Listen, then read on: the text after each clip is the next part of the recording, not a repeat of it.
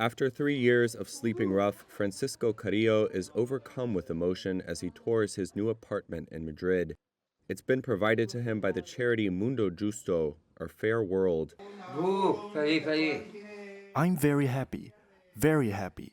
Look at this room. It's mine. Tonight I'm going to dream all night. I'm going to sleep like a baby. The 62-year-old pensioner found he couldn't afford rental prices in the Spanish capital when he moved from the south to seek treatment for throat cancer. Carrillo is one of a growing number of Spaniards who have found themselves priced out of the market amid a shortage of social housing and regulations that deter long-term rentals. The housing shortage has been exacerbated by a boom in rentals on platforms like Airbnb and Booking.com. That has spurred a wave of protests across the country in recent weeks.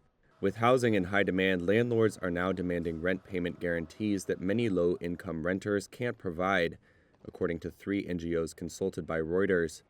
Others are switching to the lucrative short-term market that isn't governed by the same regulations. According to Idealista, the supply of long-term rentals has fallen 15% in a year. Meanwhile, short-term rentals intended mainly for tourists increased by 56% in the year to March.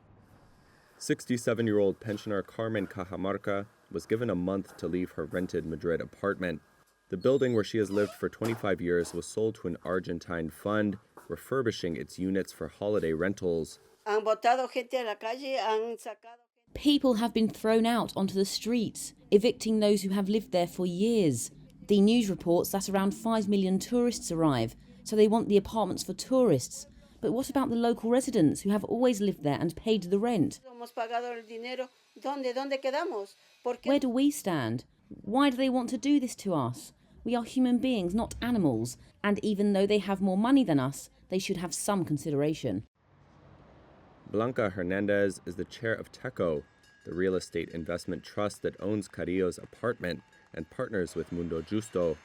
Techco, which went public in Spain in April, owns over 200 flats and works with dozens of NGOs who charge rent at 30% below market rates. It's an impact investment that balances economic profitability with social returns, but the focus is primarily on social profitability. The aim is to help end homelessness and provide housing to social organisations that assist these individuals in their integration into society. Hernandez says it's a win-win business model, expanding housing options for the homeless while enabling investors to secure a return. A report by the European Commission found that Spain's social housing stock makes up just 1.5% of all homes, compared to the European average of 9%.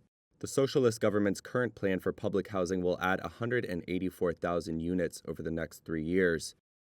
And Spain's prime minister has said he would like the social housing stock to match the European average during his term, ending in 2027. But the Bank of Spain estimates that 1.5 million more homes are needed to pull Spain even.